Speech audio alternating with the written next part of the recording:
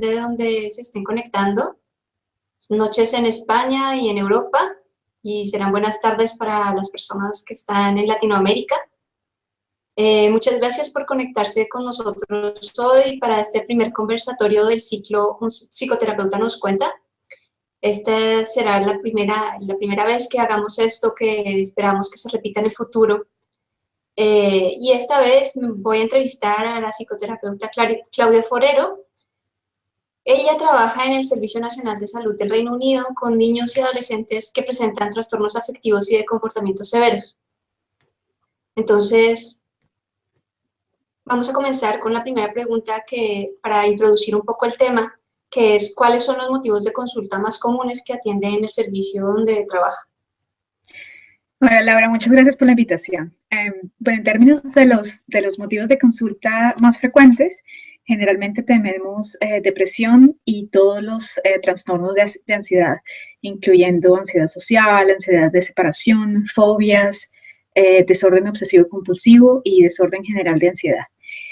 Esos son los principales motivos de consulta, pero hay una pequeña población o un número menor de motivo de consulta que incluyen desórdenes de vínculo entre padres e hijos, el efecto de las enfermedades de salud mental en los padres a los hijos, que no entraría como un diagnóstico formal, pero de todos modos crea estrés en los niños.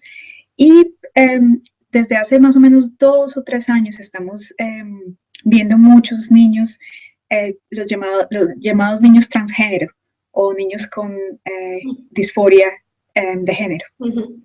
Y hay un menor, digamos, como que porcentaje en donde hay niños que se presentan con trauma, con desorden de estrés postraumático. Ok. ¿Cuál es el proceso una vez que los niños llegan a la institución? ¿Cuál es el proceso que sigue el diagnóstico y la intervención para la atención a estos niños en el Servicio Nacional del Reino Unido? ¿Qué pasa una vez el niño llega al servicio? Bueno, generalmente los niños son referidos por tres fuentes diferentes. Puede ser el médico general de la familia, las escuelas y los colegios, es otra fuente, y ellos se pueden referir a sí mismos al servicio. Una vez que nosotros obtenemos, digamos, como que el motivo de consulta, ellos llegan a lo que se llama un punto central de contacto, que es un equipo de profesionales en salud, entrenados en salud mental. La mayoría son enfermeras entrenadas en salud mental, que hacen una evaluación preliminar, ya sea por teléfono o en persona, en donde se hace como una idea de qué tan severo la presentación del paciente es. Una vez que se tiene más o menos una idea de cuál es el motivo de consulta y la severidad del problema, ellos entonces, el caso, digamos, como que se dirige a un equipo especialista. En el servicio en el que yo trabajo hay 10 equipos diferentes. Entonces tenemos el equipo del neurodesarrollo, que trata dificultades asociadas con hiperactividad y falta de atención, autismo y el llamado Tourette's.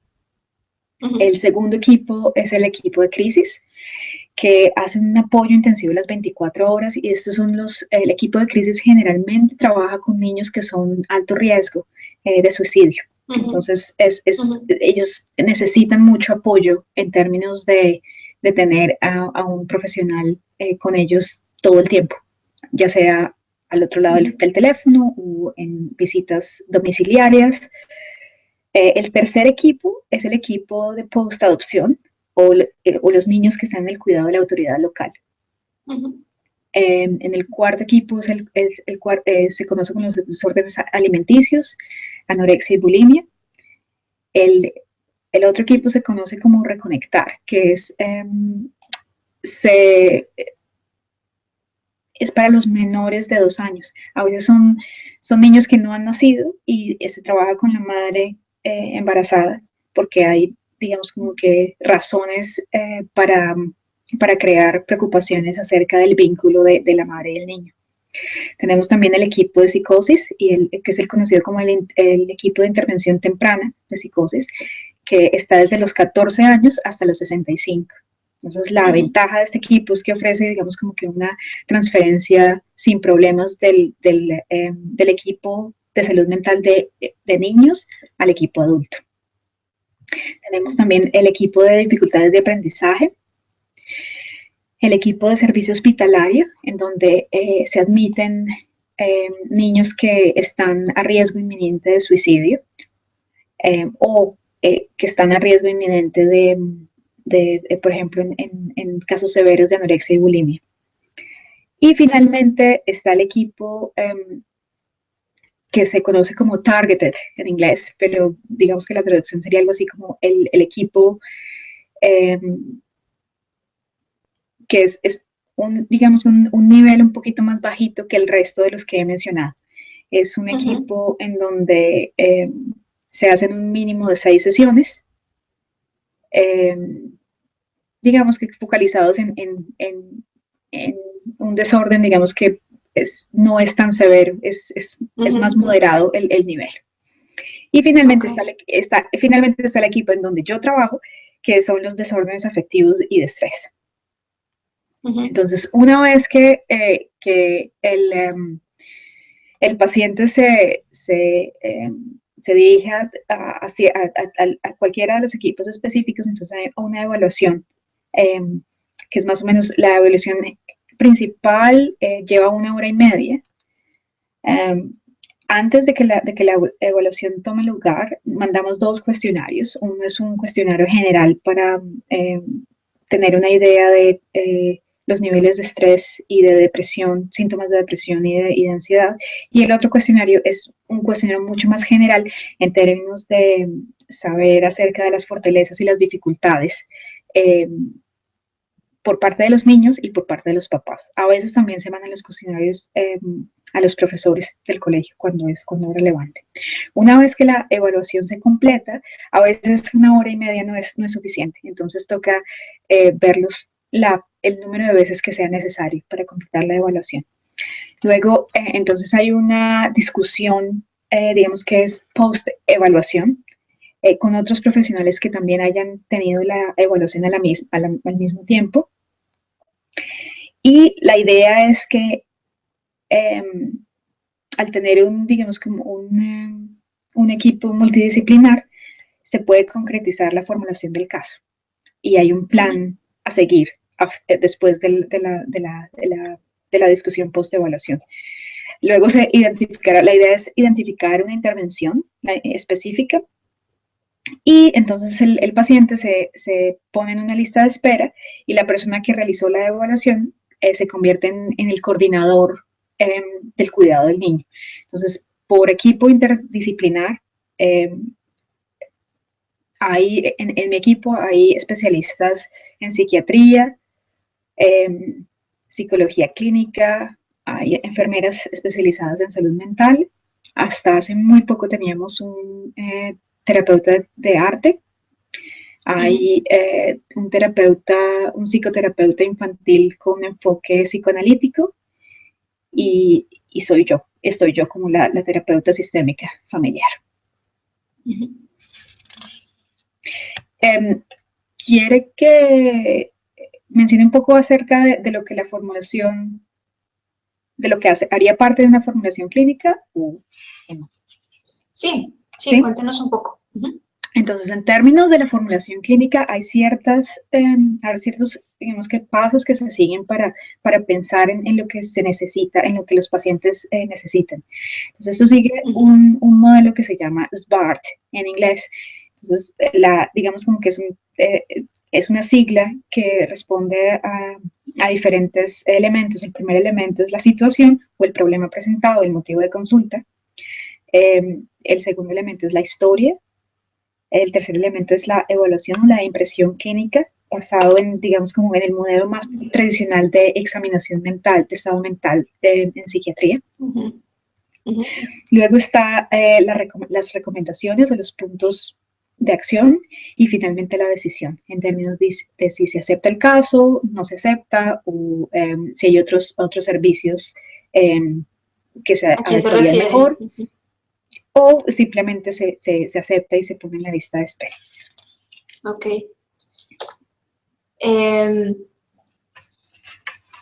Una parte del conversatorio, desde luego, tiene que ver con entender un poco el contexto del Servicio Nacional de Salud Mental allí en el Reino Unido, que es lo que un poco nos acaba de contar.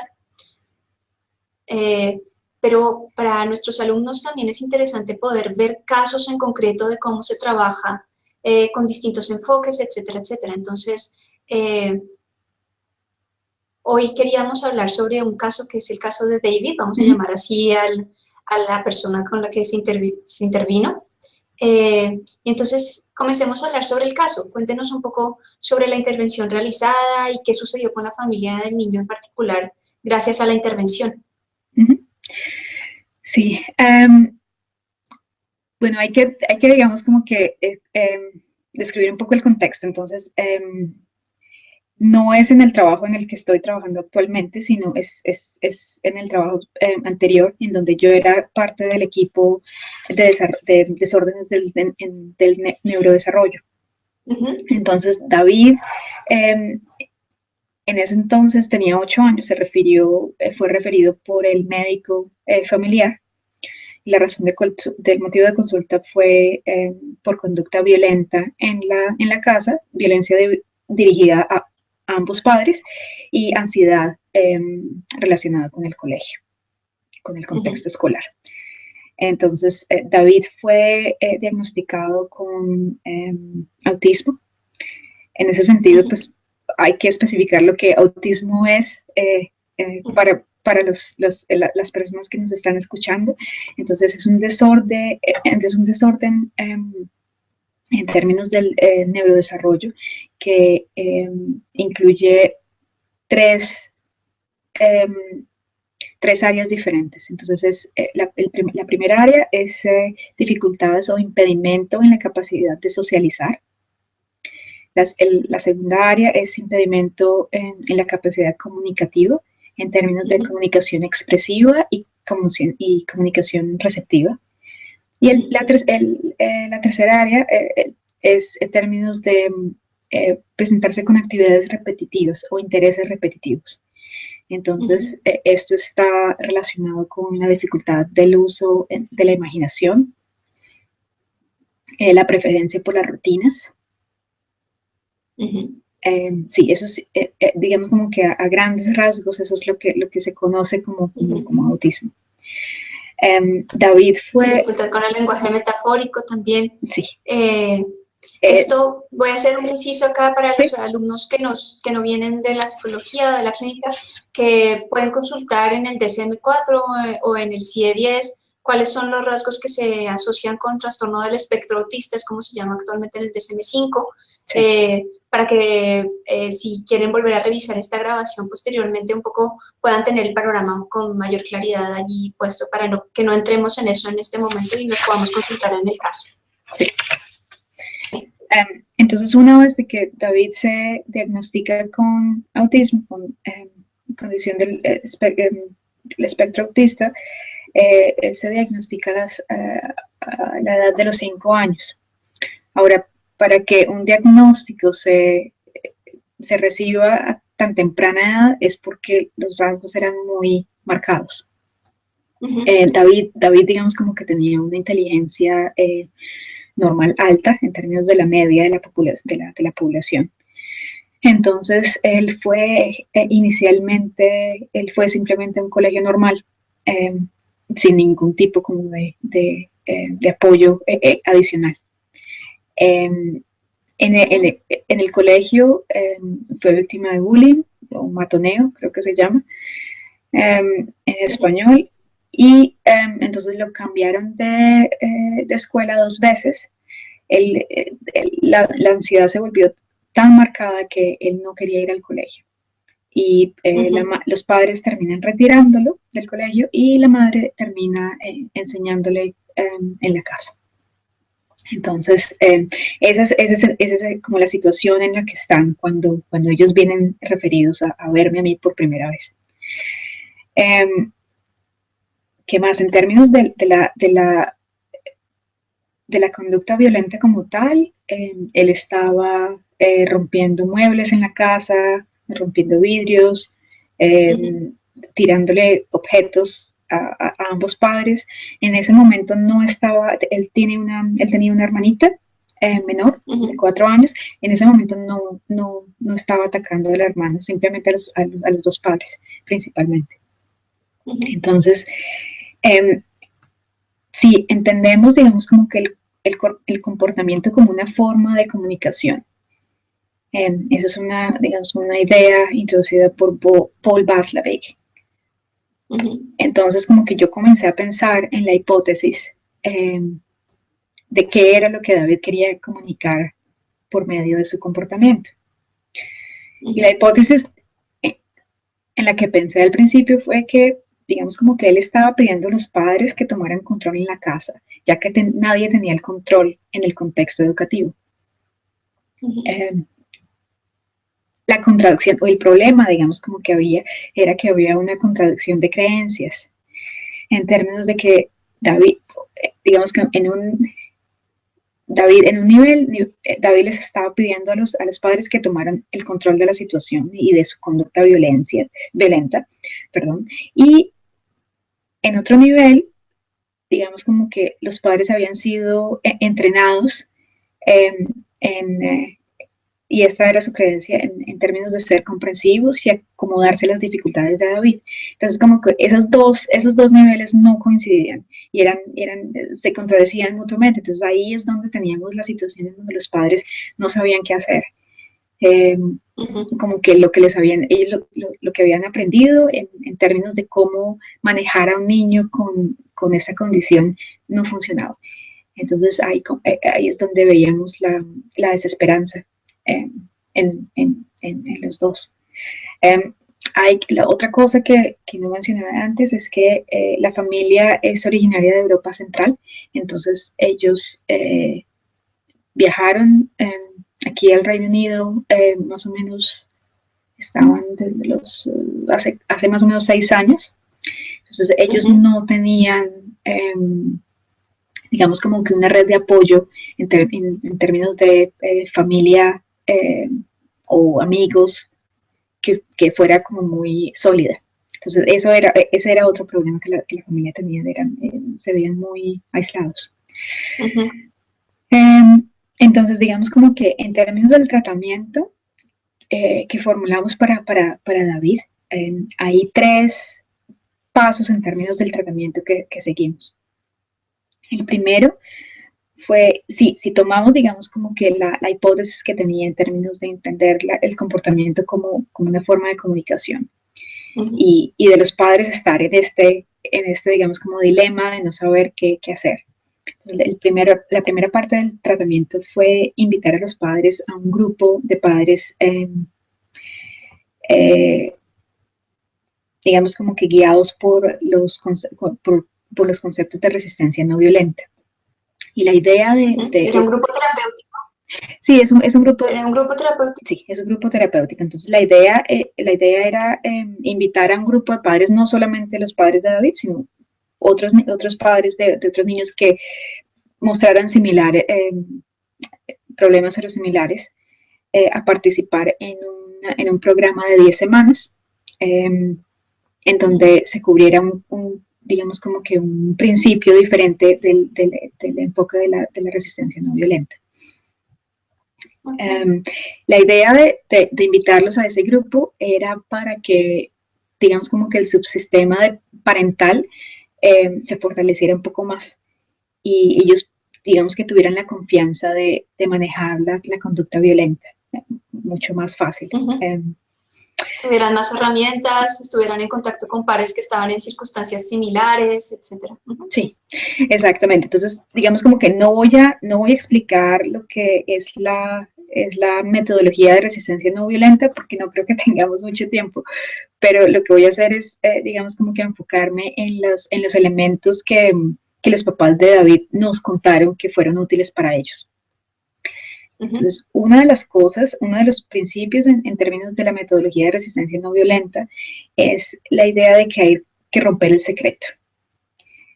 En muchos casos en los que vemos, donde hay niños agresivos o con conducta violenta, los padres tienden a no hablar de eso, a mantenerlo en secreto. De hecho, esa era una de las cosas que, la manera como los padres de David se presentaron. Entonces, me acuerdo que la primera vez que vinieron a consulta, la madre me llamó en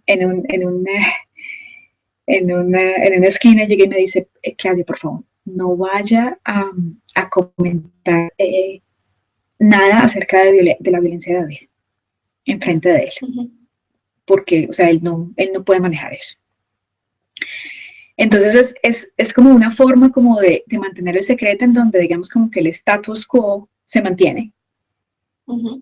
Y es muy difícil romper la dinámica, porque básicamente uno tiene un atacante, que es el niño pequeño, o bueno, no, en algunos casos no tan pequeño, porque generalmente la metodología de resistencia violenta se trata con niños desde 6 hasta 18 años. Es digamos que muy, muy versátil. Pero como que los padres asumen la idea o el rol de víctimas, perdón. En donde simplemente esta es la forma que la dinámica es y no hay forma de cuestionarla, no hay forma de hacer nada al respecto. Entonces, ese es el primer principio, romper el secreto. Y, o sea, digamos como que en Colombia eso se conocería como liberarse del qué dirán, porque hay digamos como que hay un aspecto pues de vergüenza en términos de qué es lo que van a decir mis vecinos o mi familia si se enteran que a mi niño de 8 años está rompiendo los muebles de la casa y que yo no puedo hacer nada al respecto. O sea, era tanto, digamos, como que el estrés por los que estos padres estaban pasando, que en algún momento dado, después de uno de esos episodios, ellos terminaron llamando a una ambulancia, que pues es una cosa muy extrema, en términos de que no va a llamar a una ambulancia porque el niño de 8 años está rompiendo muebles. O sea, era una cosa terrible. Entonces, como que volviendo, digamos, como que a los elementos de la metodología no violenta, el hecho de que ellos comenzaran a hablar del problema en frente de otros padres, como que los liberó de ese sentido como de vergüenza que tenían. Y el segundo principio que ellos utilizaron fue el principio de trabajar con redes de apoyo. Entonces, en la sesión en donde nosotros, el objetivo es como que es identificar esas redes de apoyo, les pedimos a los padres que hagan como un mapa, en donde ellos y el niño se centran en la mitad del mapa, y luego les pedimos que alrededor identifiquen fuentes de apoyo, que no necesariamente pueden ser personas, sino actividades, organizaciones, que no necesariamente pueden dar ayuda práctica, sino que simplemente les puede dar la oportunidad. Las fortalezas. Las fortalezas, pero la oportunidad de tener una experiencia positiva. Ajá. Para digamos, como que restablecer esa relación positiva y como que quitar como la connotación de que todo tiene que ser un drama porque es violento y toda la cosa. Entonces, como que esa es como la idea de trabajar con las redes de apoyo. Entonces, en términos en el caso de esta familia, me acuerdo que ellos en su mapa de red de apoyo, ellos se identificaron a sí mismos como apoyo, lo cual fue muy interesante porque ellos se dieron cuenta que los otros padres que asistían al programa no trabajaban tan bien como ellos, en términos de colaborar, en términos de comunicarse, y eso en sí fue una fortaleza que ellos pudieron identificar. Creo que lo otro que ellos identificaron fue el Colegio David, la organización local para personas que cuidan a seres queridos, brindando apoyo emocional para ellos. Creo que la otra cosa fue la psicóloga educativa, que había estado o sea, que había acompañado a la familia y a David desde el momento en que él tuvo el diagnóstico. Nosotros como organización, el Servicio de Salud Mental de Niños y Adolescentes, y otros grupos a los que los papás estaban conectados, que brindan actividades para niños con dificultades de comunicación social, y simplemente organizaciones donde David podía ir a pasar un día y los papás podían descansar, que era muy importante para que ellos recargaran baterías. Entonces, como que esa fue como la parte del trabajo que hicimos en términos del primer paso del tratamiento. Una vez que ellos completaron las 10 semanas del programa, vimos un cambio muy marcado en términos de los niveles de confianza que ellos tenían para manejar la conducta de David.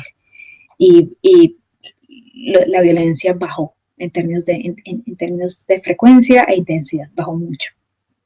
Entonces, como que nosotros estábamos listos para cerrar el caso y la madre me llama, creo que fueron probablemente unas 4 semanas después de que habían terminado el programa, y me dice: Claudia, yo estoy, la resistencia no violenta funciona, pero me preocupa mucho que ahora David está pegándole a su hermana, o está tratando de pegarle a su hermana. O sea, nosotros estamos interviniendo y estamos manteniendo, o sea, asegurarnos. Cambió el foco de la conducta violenta. Entonces, sí, entonces de pegarles a los papás, él comenzó a pegarle a la niña. Entonces, como que la mamá me decía: nosotros podemos todavía utilizar las herramientas de la resistencia no violenta, pero me preocupa lo que ella está pensando y lo que está sintiendo de que su hermano mayor le esté pegando. Entonces, como que yo consulté con el equipo y decidimos ofrecer el segundo, digamos, como que el segundo paso en la intervención, que fueron 6 sesiones de terapia sistémica familiar. Yo tenía bastantes dilemas al respecto, porque no sabía, primero no sabía, sí, tenía como que varios dilemas yo en mi cabeza antes de invitarlos a la primera sesión. No sabía si David iba a poder transmitir las conversaciones que teníamos en la terapia a la vida, digamos, diaria de ellos, por el asunto del digamos, como que el sentimiento literal en su presentación autista.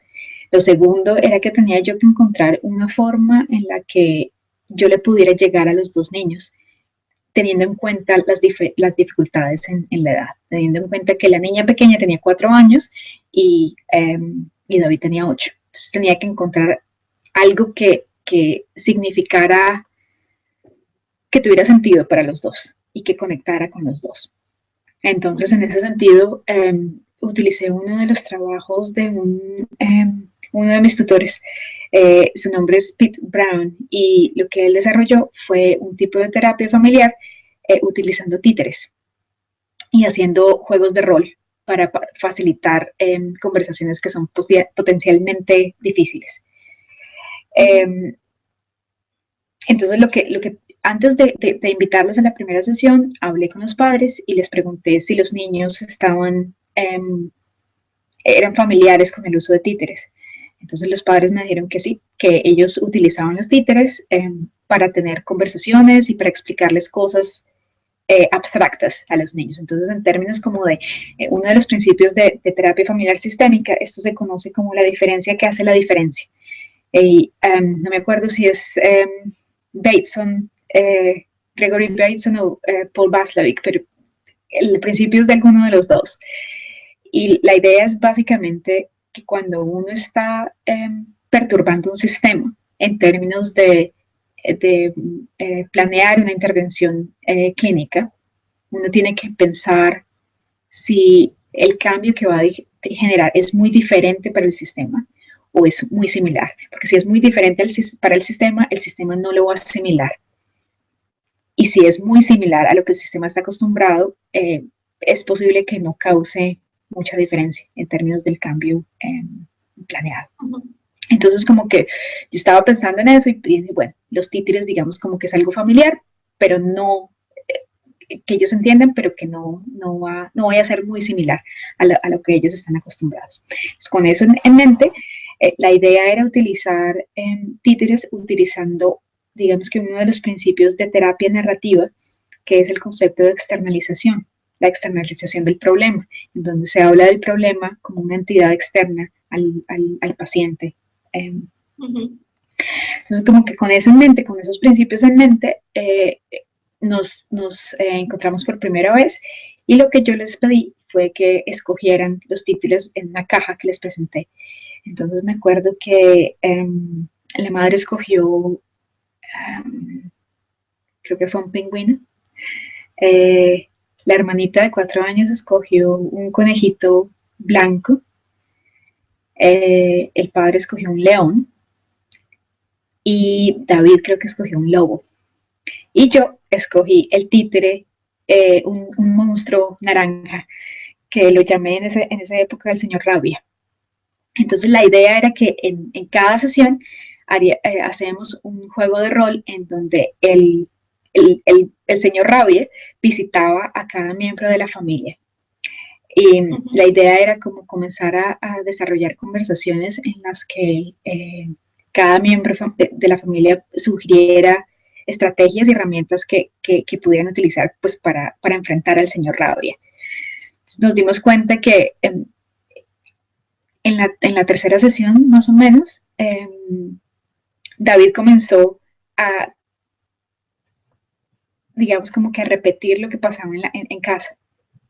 Entonces él comenzó a atacar el lobo comenzó a atacar al conejo, y el pingüino y el león trataron de salvar al conejo, no sin digamos como que tomar consecuencias contra el lobo, pero tratando como de apoyarlos a todos.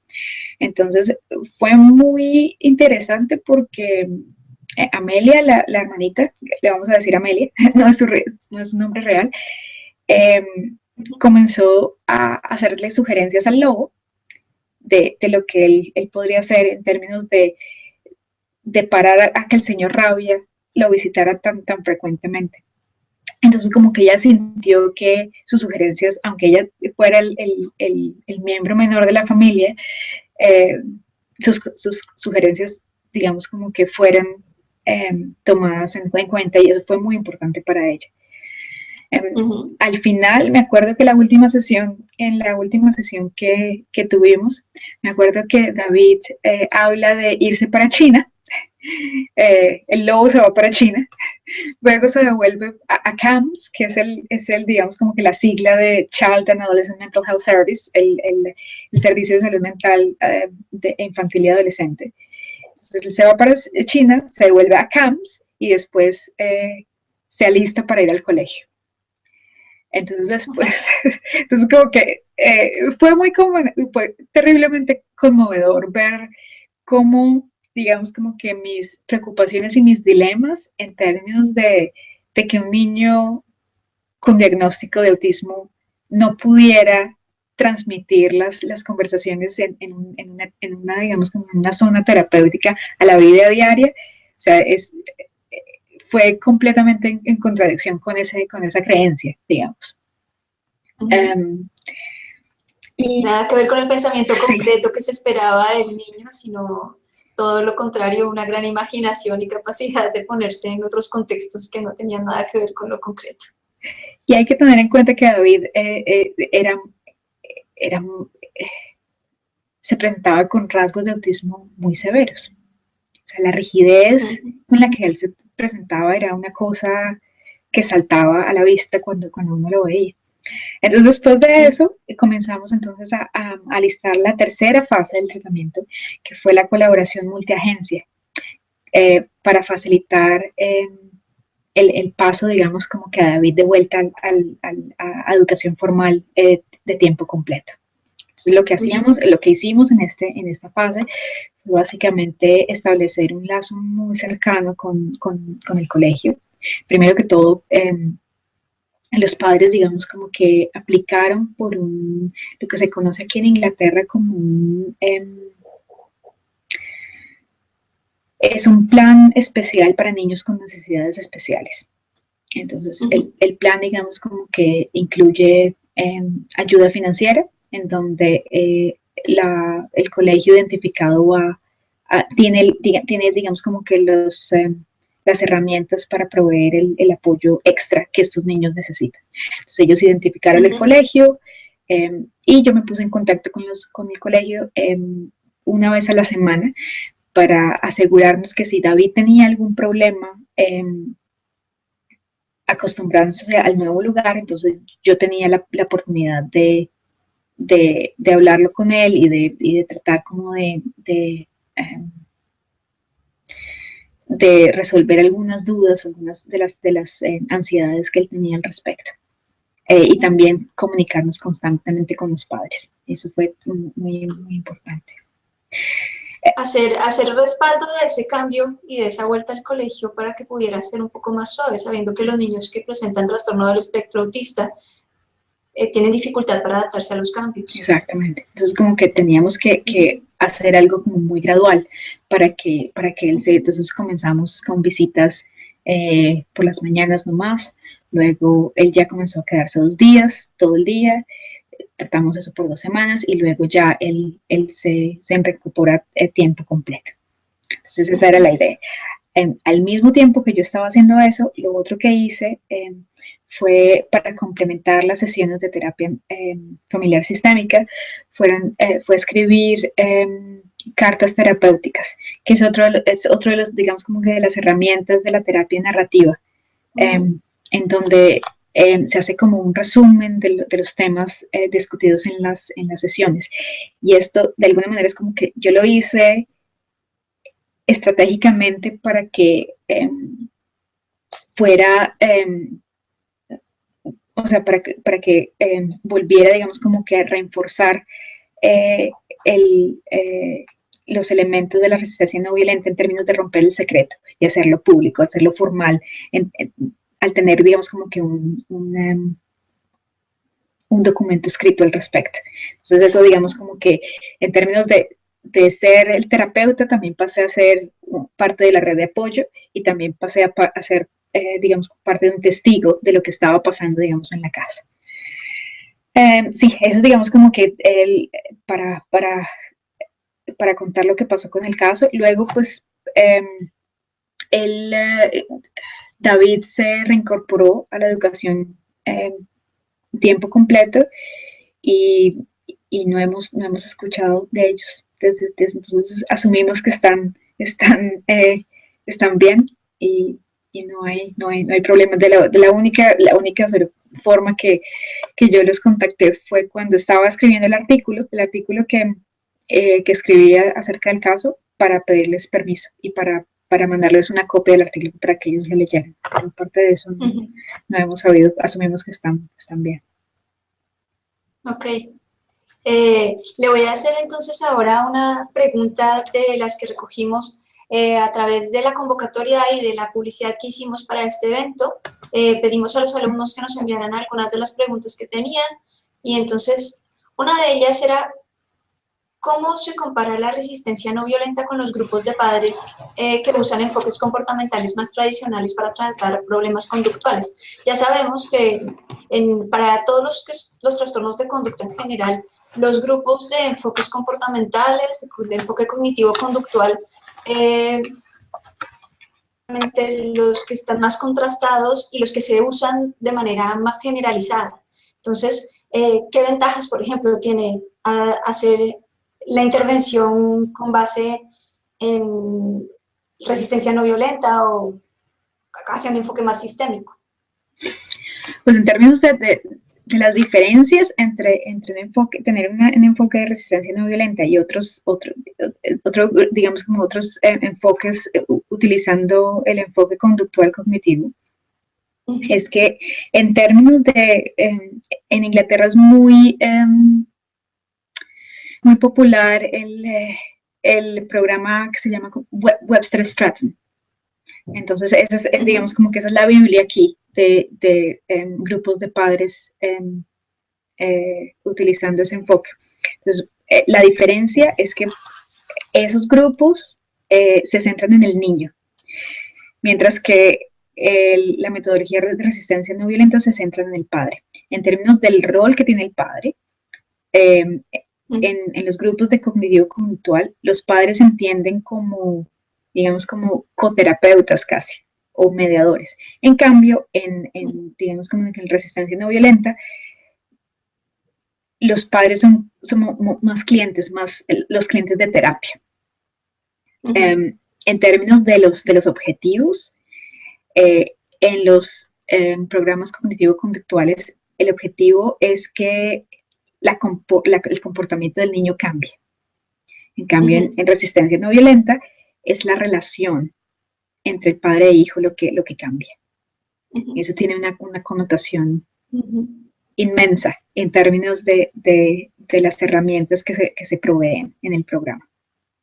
Porque no es como tan tarea enfocada, es mucho más en términos de el tipo de vínculo que los padres establecen con el niño. La otra cosa, la otra diferencia es en términos de las herramientas como tal, es que en términos comportamentales cognitivo-conductual se utilizan mucho las herramientas de los premios o ignorar el comportamiento que es problemático.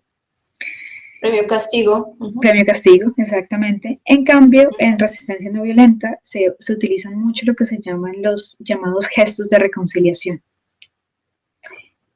para restablecer esa relación padre-hijo. Y es importante entender esos gestos de reconciliación como gestos que los padres hacen para mostrar el amor incondicional que ellos sienten hacia el niño. O sea, que no se espera nada en retorno. Y eso es muy importante en términos de modelar digamos como que una estructura de base segura para estos niños que están que son tan incontenibles, de otro modo. La otra cosa es se utiliza mucho. Sí, exactamente. El otro principio se utiliza el principio de desescalamiento del conflicto.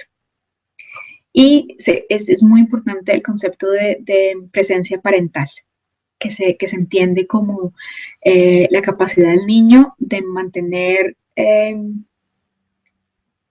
las ideas o las creencias que sus padres tienen cuando los padres no están físicamente presentes. Entonces, el ejemplo que yo siempre les pongo a los papás en el grupo de padres es, imaginen cuando ustedes eran jóvenes y van a hacer algo malo, o se van a emborrachar, o se van a meter a la fiesta, no los han invitado.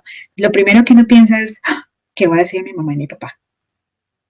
Entonces, eso es lo que se define como presencia parental, es la capacidad de internalizar la voz del padre en la psique del niño, digamos. Y la otra diferencia entre el enfoque comportamental es que el método es muy focalizado en las consecuencias. Las consecuencias, el control, la pelea es contra algo. Entonces, digamos como que las consecuencias se tienen que aplicar directamente después de que digamos como que el crimen se haya cometido.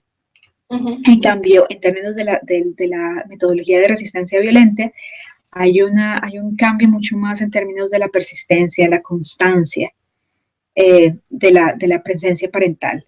El enfoque es más en términos de protesta, actos de resistencia activa, de protesta, actos en donde los padres, digamos, como que resisten sumarse a la misma tónica de violencia que el niño muestra. Entonces, digamos como que en términos generales, esas son las diferencias entre okay. Sí. ¿Esto afecta la durabilidad del tratamiento, de los efectos del tratamiento? Porque cuando la escucho hablar pienso que una intervención centrada en el vínculo más que en las conductas concretas puede ser, por una parte, quizá más durable en el tiempo y además extenderse más hacia otras conductas que puedan presentarse problemáticas en el espectro que tenga el paciente en concreto. Es difícil comparar, digamos, como que en términos de hacer un estudio longitudinal, compararlos, el efecto de uno con respecto al otro. En términos de lo que yo he visto, depende mucho en términos de qué tan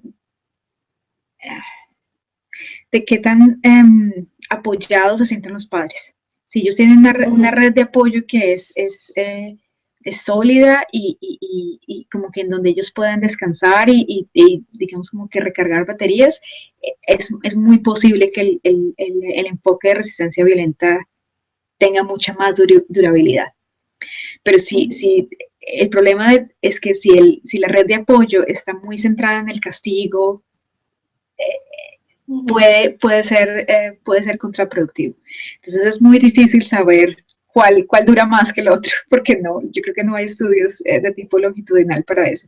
En términos de lo que yo he visto, los padres que han, porque toma mucho trabajo asimilar digamos como que la filosofía no violenta, y los padres que han logrado eso, no han tenido problemas en términos de la durabilidad del tratamiento. Pero, no han vuelto al servicio, con eso ya se sabe, un poco sí, se puede rastrear el éxito del tratamiento. Sí. Otro de nuestros alumnos pregunta, voy a leer todo lo que él nos envía, porque introduce un poco su trabajo y a partir de ahí introduce la pregunta. Dice, al trabajar con niños en estado de vulneración bajo el cuidado del Estado, bastante asombro que a pesar de haber sido maltratados y abandonados por su familia natural, su principal motivación seguía siendo el poder reencontrarse con sus padres a pesar de su negligencia. Estos chicos mostraban una gran resistencia a la propuesta de construir su proyecto de vida y participar en actividades educativas y alternas, encaminadas a edificar un mejor futuro para su vida. Gran parte de estos niños y adolescentes incurrían con facilidad en conductas de riesgo y pobres resultados académicos.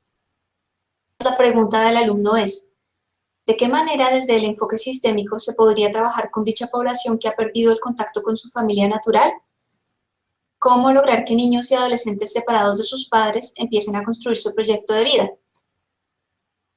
Entonces, la pregunta va como en dos direcciones. Sí. ¿Qué puede aportar el enfoque sistémico para trabajar con niños que han perdido el contacto con la familia de origen? Y ¿qué puede aportar en términos de construir un proyecto de vida? ¿Cuál es el plus que da para conseguir que en efecto estos niños comiencen a involucrarse con un propio proyecto de vida y no se resistan a la construcción del mismo? Bueno, entonces, en términos de la primera pregunta, de qué es lo que el enfoque sistémico ofrece, hay que tener en cuenta dos cosas. Digamos como que el nombre del enfoque es terapia familiar sistémica. Y como tal, nosotros trabajamos, digamos, como que con familias, pero también con sistemas. Entonces, y la familia es un sistema, es una clase de sistema. Entonces, cuando pensamos en niños que están en el cuidado de la autoridad local, esos niños hacen parte como tal de diferentes sistemas, el sistema educativo, el sistema de la autoridad local, el sistema de salud, y lo que normalmente nosotros hacemos como terapeutas es involucrar los diferentes sistemas en conversaciones, de tal manera que es casi como si ellos tomaran el rol parental de estos niños. Lo interesante de algunas de las conversaciones que yo he facilitado en el servicio es que hay tendencia al isomorfismo. Entonces, lo que quiero decir por isomorfismo es que, digamos, como que miembros de diferentes clases de sistema se comportan con dinámicas muy similares a las que encontraríamos en la familia. Entonces, terminamos como que terminamos como que pensando en estos niños como si tuviera un papá escuela, un papá estado, y que se comportan como tal. Entonces, eso es lo que la terapia familiar tiene que ofrecer, que de alguna manera, no importa que no haya una familia biológica de base. Siempre hay elementos en la sociedad que asuman esos roles parentales. Entonces es como tratar el sistema como si fuera una familia. Esa es como la contribución, porque no hay mucha diferencia. Es simplemente la idea, es mucho más trabajo en términos de trabajo multiagencia, de traer a todo el mundo junto y cuadrar la reunión para que todo el mundo pueda asistir. Ese es el trabajo, pero en sí el hecho de que el niño sabe que nosotros nos estamos encontrando y estamos hablando de ellos, y hay un grupo de 5 o 6 personas que están pensando en ellos, eso de por sí tiene mucho significado en términos de lo que ellos piensan del proceso.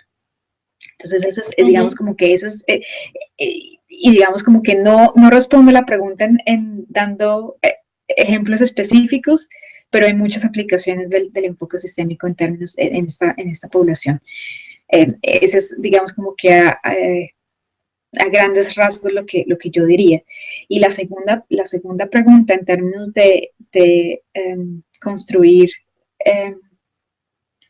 o pensar en el futuro, pensar en un futuro, es que hay que tener en cuenta que si ellos no están listos para involucrarse en planes de vida, o no me acuerdo cuál era exactamente la frase. Proyecto de vida. Proyecto de vida. Proyecto de vida.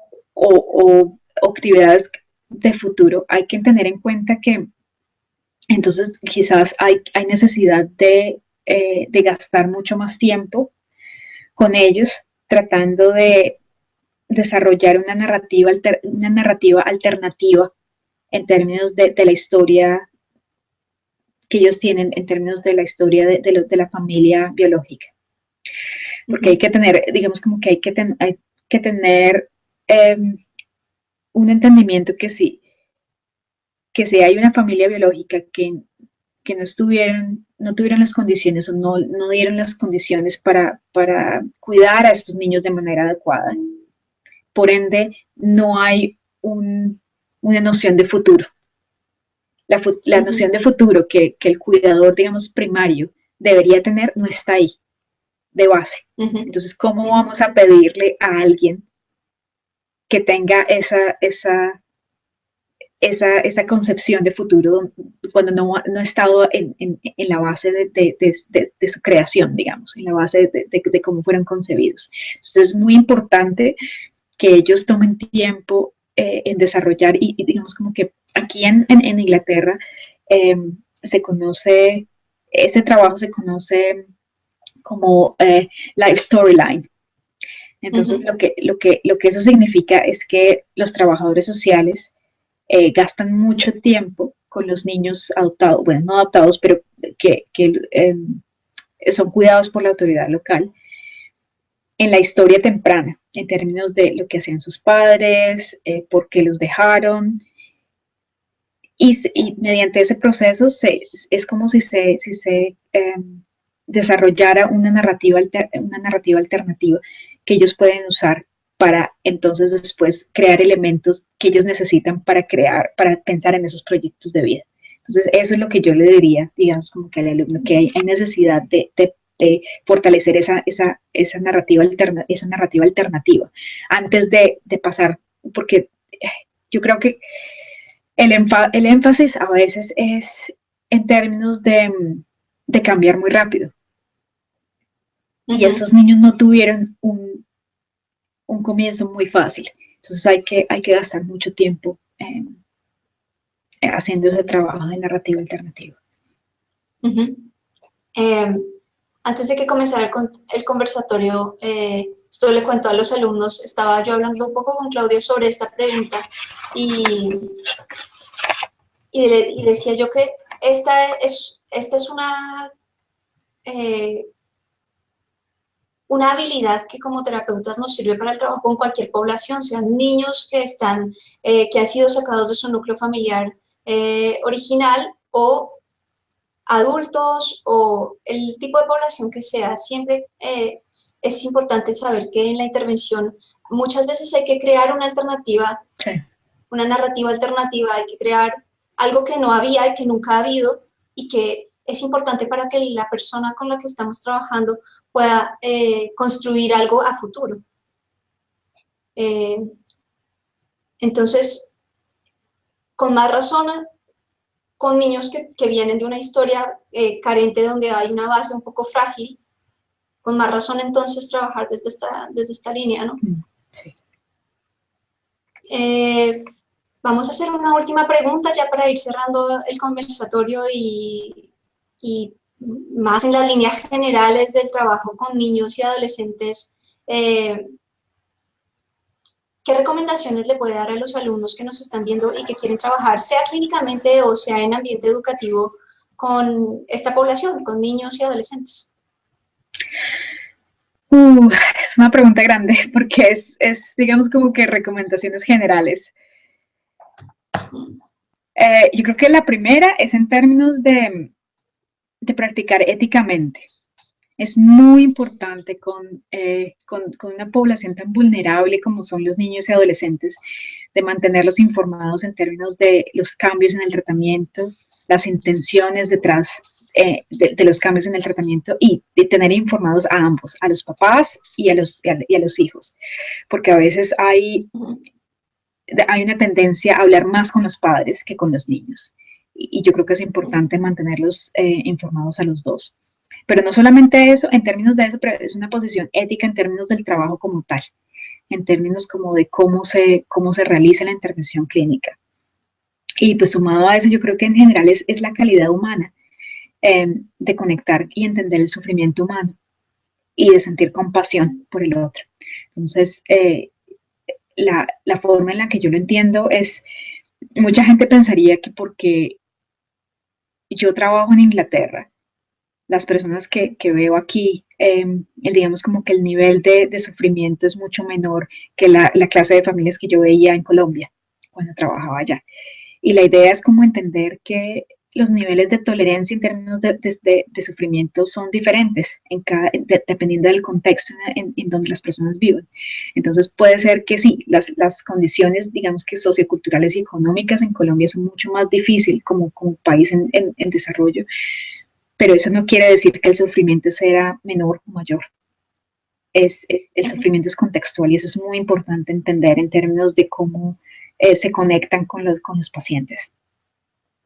Y yo creo que la última cosa sería en términos de tener la modestia de saber los límites de la intervención clínica y entender que la vida de los pacientes no empieza ni termina cuando vienen al servicio. Entonces, como que tener esos parámetros en mente, porque a veces yo me acuerdo cuando yo estaba deprimida estudiando el pregrado de psicología, que uno piensa que uno puede cambiar el mundo, y hay que tener en cuenta que uno es un agente humano, pero uno está trabajando con otros agentes humanos, y hay que respetar, digamos, como que qué tan listos estén ellos para cambiar o no. Uno simplemente puede crear las condiciones para ir, digamos, como que proveer las herramientas, pero es su decisión al fin y al cabo. Nuevamente, aquí con esto que usted nos está contando, me parece claro que estos mismos consejos son generalizables también para otras poblaciones, ¿no? Sí. La modestia en el tratamiento y saber que 1 hora a la semana es 1 hora a la semana y no es más que 1 hora a la semana.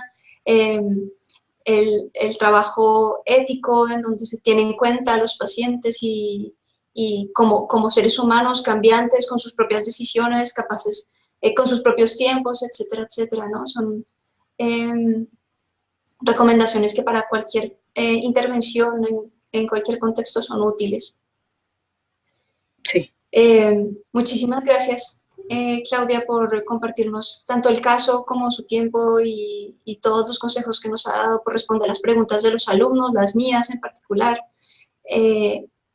Espero que para todas las personas que nos han estado viendo haya sido útil y que posteriormente puedan participar en el debate que vamos a crear.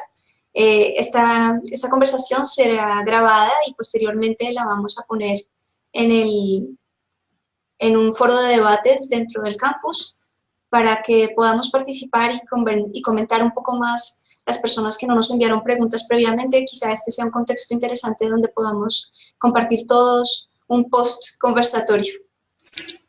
Muchísimas gracias a todos y hasta la próxima. Muchas gracias, Laura, por la invitación. Muchas gracias, adiós. Adiós.